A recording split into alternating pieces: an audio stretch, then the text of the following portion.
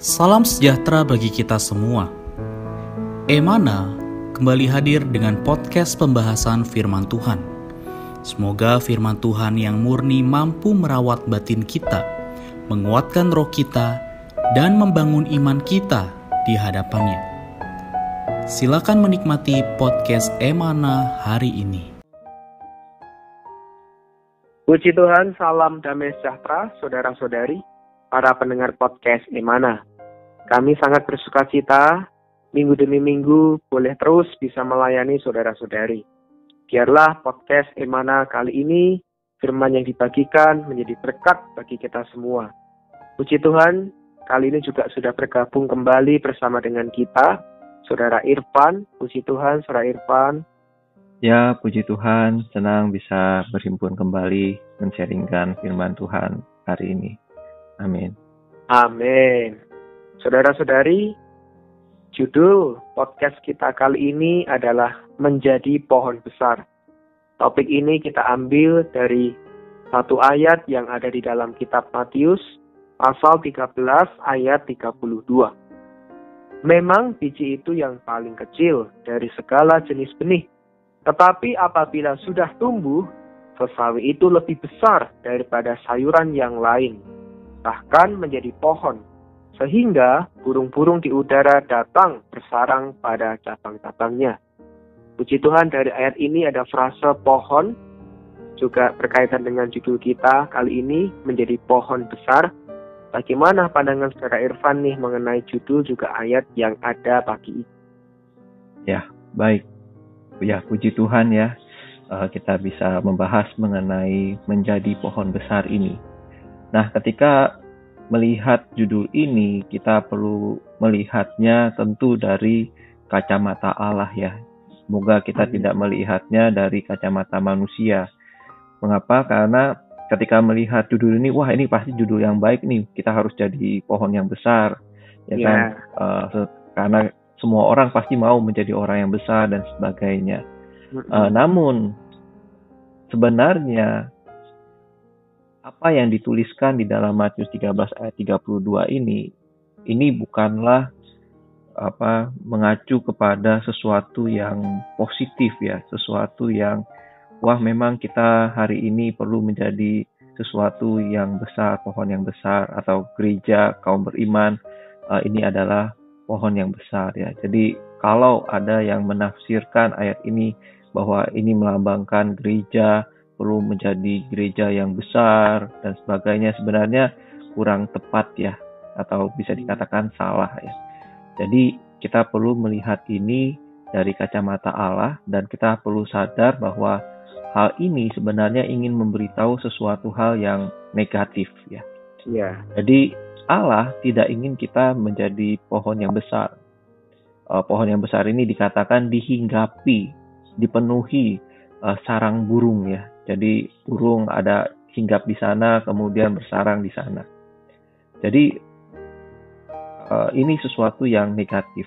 Jadi Allah ingin kita menjadi sayuran yang kecil, yang bisa dimakan, yang bisa dinikmati orang. Ya, kita perlu tahu bahwa burung-burung di udara yang dibahas di dalam ayat ini adalah perlambangan yang negatif.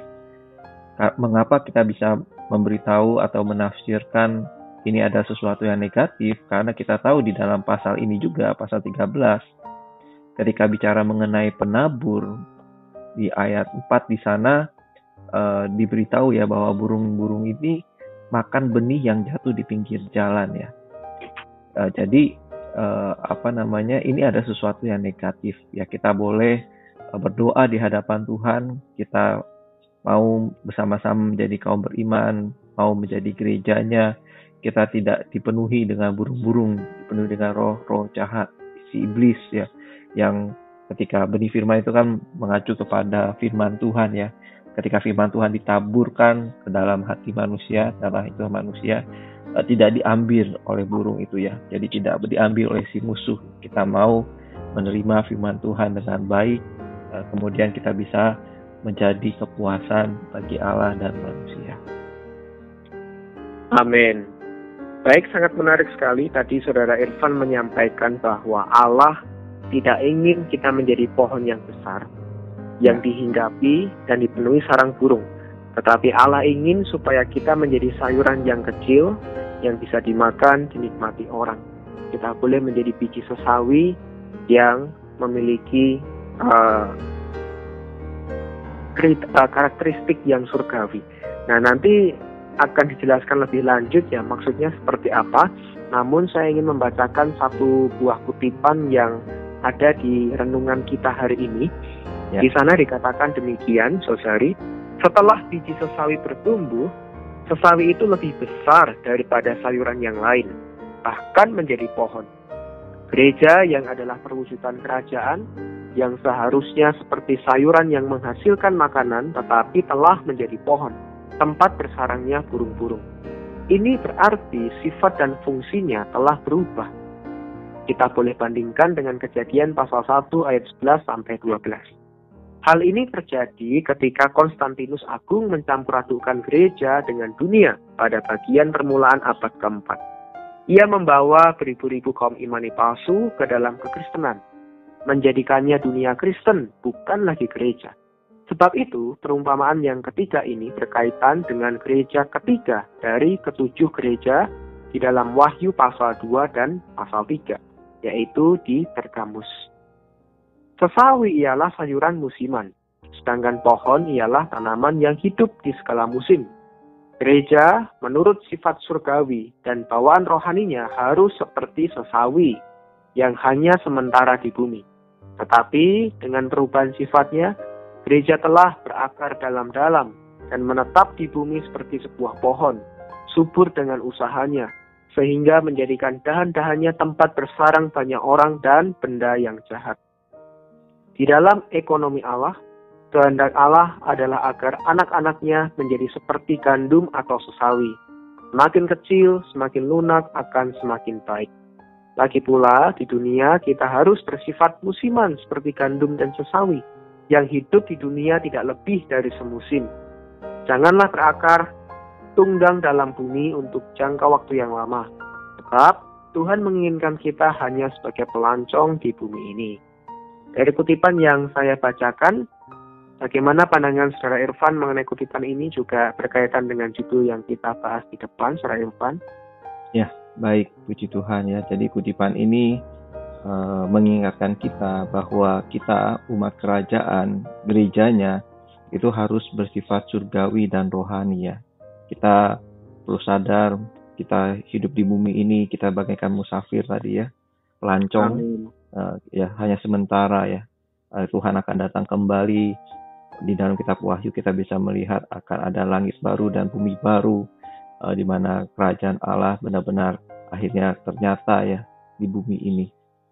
Nah, sebagai gereja kita perlu menjadi tuayan yang menghasilkan makanan bagi kepuasan Allah dan manusia ya. Jadi demikian ya. Jadi dari kutipan itu kita boleh ambil intisarinya ini ya. Jadi jangan jadi pohon, boleh jadi sayuran yang sifatnya musiman dan sebagainya. Tapi kegunaannya adalah untuk kenikmatan bagi banyak orang ya. Terutama bagi Allah, kemudian bagi orang-orang yang ada di sekitar kita. Nah, bicara mengenai kepuasan ya. Tiba-tiba saya ingat kebetulan baru-baru ini menikmati ya kitab Yohanes pasal 15. Bicara mengenai pokok anggur ya. Kita semua mungkin sering dengar ini ya, kitab Injil Yohanes pasal 15 bicara mengenai pohon anggur.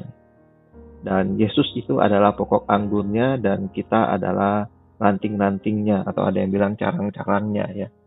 Nah, di ayat 5 dikatakan kita perlu tinggal di dalam Dia ya, supaya Dia di dalam kita dan kita berbuah banyak. Di luar Dia kita tidak dapat berbuat apa-apa ya. Jadi hari ini kiranya kita punya satu kehidupan ya, untuk tidak menjadi pohon yang besar, tapi menjadi sayuran yang bisa menjadi kepuasan bagi Allah dan manusia. Hari ini kita perlu terus tinggal di dalam Dia. Kita perlu terus menempuh kehidupan yang senantiasa bersekutu dengan Allah kita. Semakin kita banyak bersekutu, semakin Tuhan dipuaskan ya. Juga semakin kadarnya tergarap ke atas diri kita dan akhirnya kita bisa menjadi ranting-ranting yang berbuah ya. Nah, Amin. tentu kita sadar ya, buah anggur ini ya enak ya. Anak saya suka ya makan anggur ya kan. Kemudian biasanya anggurnya kadang-kadang ada yang mengendapkannya jadi wine. Nah, ini dipakai di acara-acara ya kan, pernikahan dan sebagainya untuk melambangkan satu kesukaan, sukacita ya dan sebagainya ya. Jadi ya puji Tuhan ya, Alkitab sangat konsisten ya bicara mengenai ini ya. Hari ini kita moga sadar kita kaum berimannya adalah umat kerajaannya. Kita perlu menjadi kepuasan bagi Allah dan manusia. Hari demi hari kita perlu perhatikan kehidupan kita. Tinggallah di dalam Tuhan. Kita mau terus-menerus punya satu kehidupan yang bersekutu dengan Allah kita ya. Ya kiranya sedikit sharing ini bisa memberkati kita semua. Amin. Amin. Puji Tuhan, kiranya firman yang baru saja disampaikan benar-benar memberikan berkat bagi kita saudari, bahwa tadi kita diingatkan kembali bahwa sebagai umat kerajaan, sebagai gerejanya, kita ini bersifat surgawi dan rohani. Amin. Puji Tuhan, untuk mengakhiri podcast kali ini, di dalam kasih, Saudara Irfan bisa berdoa untuk kita semua. Amin. Baik, mari kita berdoa. Tuhan Yesus, terima kasih Tuhan untuk firman-Mu yang Kau bicarakan kepada kami hari ini. Tuhan, kami bersyukur Engkau mau membuat kami menjadi ranting-ranting-Mu yang berbuah. Tuhan, kami tidak mau hanya menjadi besar dan dinaungi oleh burung-burung di udara yang jahat, yang berasal dari si musuh. Tuhan, kami rindu, Tuhan, kami mau menjadi kecil, menjadi sesuatu yang bisa dinikmati, yang bisa menjadi kepuasan bagi Allah dan manusia. Berkati Tuhan waktu-waktu kami, hari-hari kami. Kuduskanlah setiap kami. Biarlah kami bisa punya kehidupan yang terus bersekutu dengan Dikau, tinggal di dalam Dikau. Kami mau menjadi ranting-ranting-Mu yang berbuah Tuhan. Kami rindu kehidupan kami, kehidupan yang diperkenan oleh-Mu. Kami mau kehidupan kami, kehidupan yang juga mau menjadi berkat bagi orang-orang di sekitar kami. Berkati kami semua Tuhan, di dalam nama-Mu kami sudah berdoa. Amin. Amin. Amin. Sekian pembahasan firman porsi hari ini. Sampai jumpa di podcast berikutnya. Jangan lupa untuk download aplikasi Emana pada handphone Anda untuk manfaat yang lebih banyak. Tuhan Yesus memberkati.